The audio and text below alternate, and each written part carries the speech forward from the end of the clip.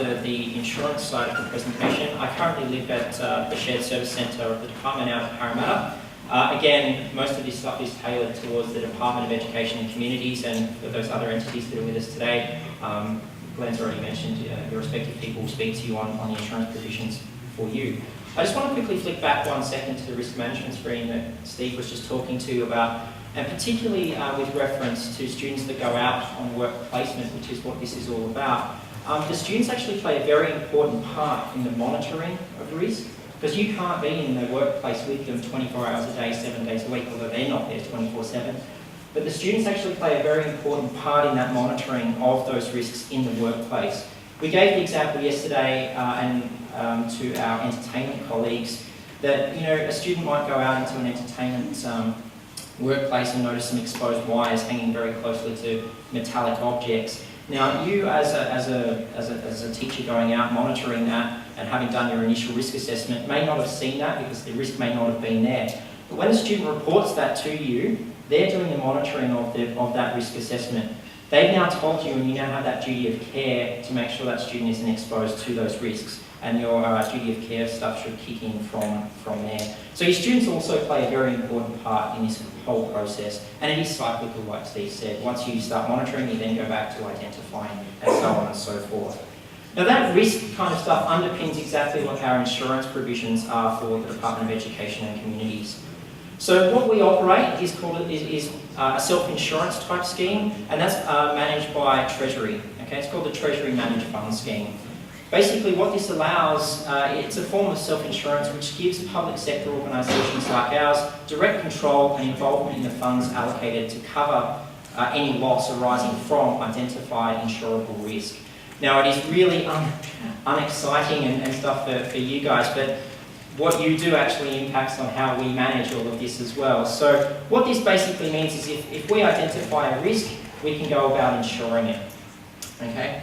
The self-insurance scheme actually operates 5 lines of business: property, motor vehicle, public liability, workers' compensation, and miscellaneous. I look after the miscellaneous portfolio, which basically takes into account everything that those other 4 don't, including work placement students.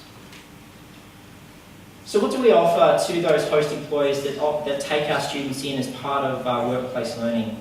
There are a couple of things that we offer them, and one of them is employer indemnity. Now what this basically means is the department will stand in the shoes of that employer while our students are there, and we cover any amount that they may be legally liable to pay for any injury to a student arising from them being at that work placement. Okay? Now we cover up to $20 million, which is pretty standard in the insurance world, and is the recognised maximum that we go to at the moment. There are a couple of conditions that go with that, and they're shown there on the screen for you, but I'll walk through each of them with you. Now all of these are actually inside the blue and green books that Vocational Education put out. They're the workplace guide for learning for employers and for parents. There's also a student version of that which you should all be familiar with. The conditions that surround these indemnities that we provide to our host employers are basically there on the screen for you. What we expect is that any claim is immediately notified to the relevant school or institute, keeping in mind we do also look after TAFE. Basically that means that if an accident happens to a student and a student is injured, the school needs to be the first point of contact. Now as soon as that incident is notified to you, you would then start to implement your reporting school accidents process and policy and all those procedures that go with it. The reason we need that to happen straight away is these students are in our care, and remember your duty of care cannot be delegated, so it is our responsibility to make sure that we follow those processes. We also expect to have full conduct of the claim, and again this is very standard in the insurance world because we're offering the protection to those employers. We expect the employer to cooperate fully with our investigations and our legal representatives. We also expect them to be compliant with the WH&S legislation, and the injury that has occurred to the student hasn't stemmed from a lack of instruction or supervision by the employer. So that means that the employer hasn't left the student out in the field, for example, and gone away and had lunch and left them in charge of everything that's going on in the field. That would not be a very good duty of care on their part.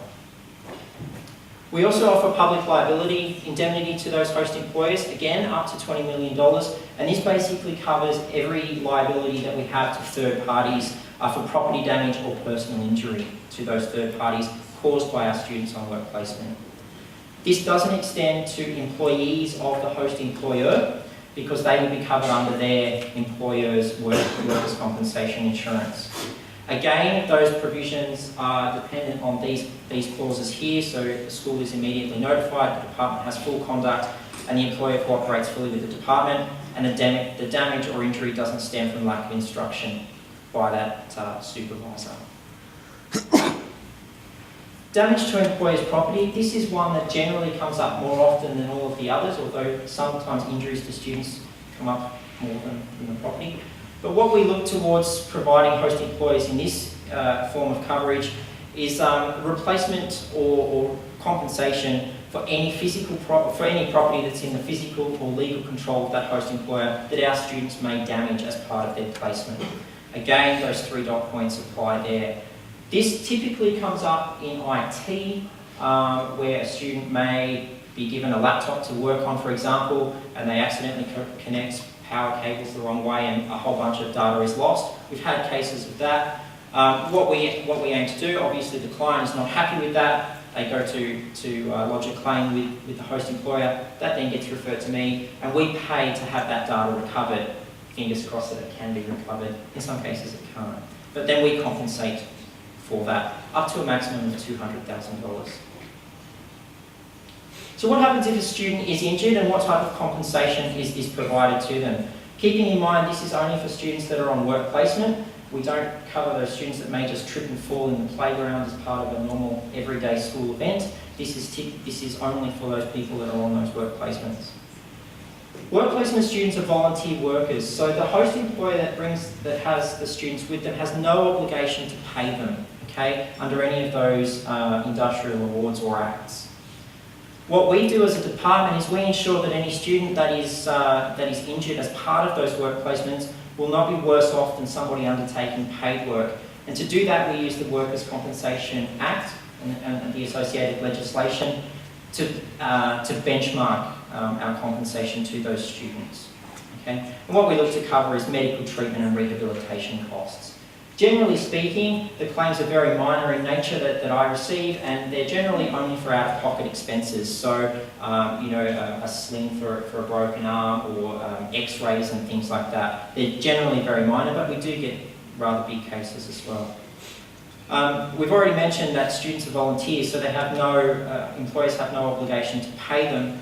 And as a result of that, any compensation that we look towards doesn't include a loss of income because they're not being paid. Probably the most important part of the presentation, because it means morning tea is coming up right now, but these are our contact details. Legal services for those people within the department operate a phone duty service, which is open between 9 and 5. If you have any work-related issues or any issues with work placement, their phone number is there for you. As I said, I live out at the Shared Service Centre and my direct phone number is there. I'm happy to talk to any and all of you within the department, obviously, about any of these workplace issues, and obviously all of this stuff is also in these 3 guides. One thing that we don't have on the slide but is important for you guys within the department, if you do have reason to lodge a claim for any work placement that happens, there is a checklist on that last website there, and it's headed Claims for Injury to Students or Damage to Host Employer Property. Though that checklist has to be completed for me to assess any claim that crosses my desk. Okay, if it's not completed, it's going to come back to you to complete. Steve mentioned in his bit there about documentation. We also require that the documentation be kept because we're not part of the process that's led up to the incident occurring. We rely very heavily on your documentation, diary notes, and all those kinds of things as well. So it is very important that you get in the habit of documenting everything that goes on. If there are no questions, no. Right. Easy group. Well, thanks everybody for allowing Legal Services and the insurance side of things to visit you guys today. All the very best with your work placements.